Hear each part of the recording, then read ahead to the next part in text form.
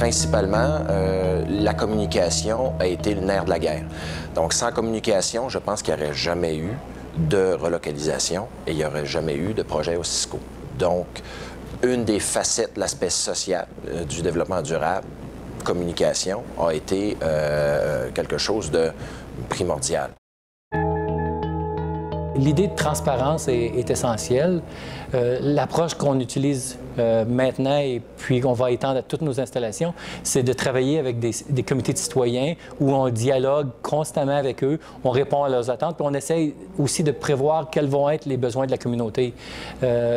Parfois, c'est possible pour nous de comprendre dans quelle direction on veut se développer, mais c'est important aussi de connaître les attentes de la communauté et aussi de comprendre dans quelle direction la communauté veut aller pour pas qu'on se dirige justement dans des situations de controverse.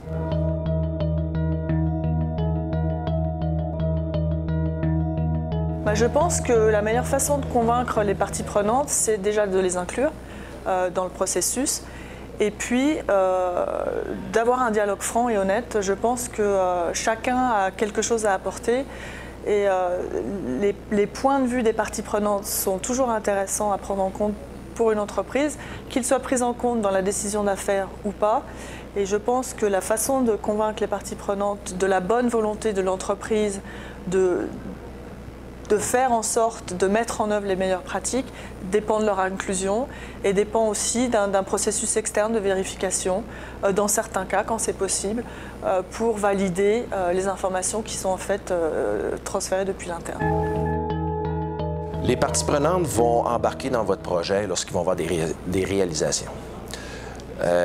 Seulement que des paroles, seulement que des souhaits ou des objectifs sans réalisation, les parties prenantes n'embarqueront pas dans le projet ou vous êtes obligé de les tenir à espérer. Et je ne pense pas que c'est ça que vous devez faire. Moi, si j'avais un conseil, c'est de prendre des petits engagements et de les réaliser. D'en prendre un autre, les réaliser. Y aller par étapes. Jamais essayer de prendre le gros morceau.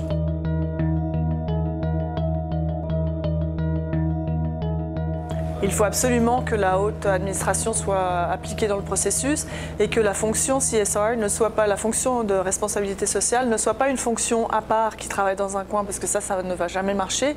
Il faut que la fonction soit prise en compte comme une fonction transversale qui travaille avec tous les départements d'une même entreprise et avec le soutien de la haute direction.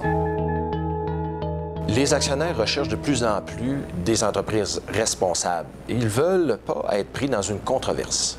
Donc, l'argent est rare et ils veulent la placer dans les endroits sûrs. Donc, que de mieux que d'investir dans une entreprise qui adapte des principes de développement durable. Et je pense qu'avec ce dernier item-là, je pourrais convaincre un conseil d'administration assez rapidement.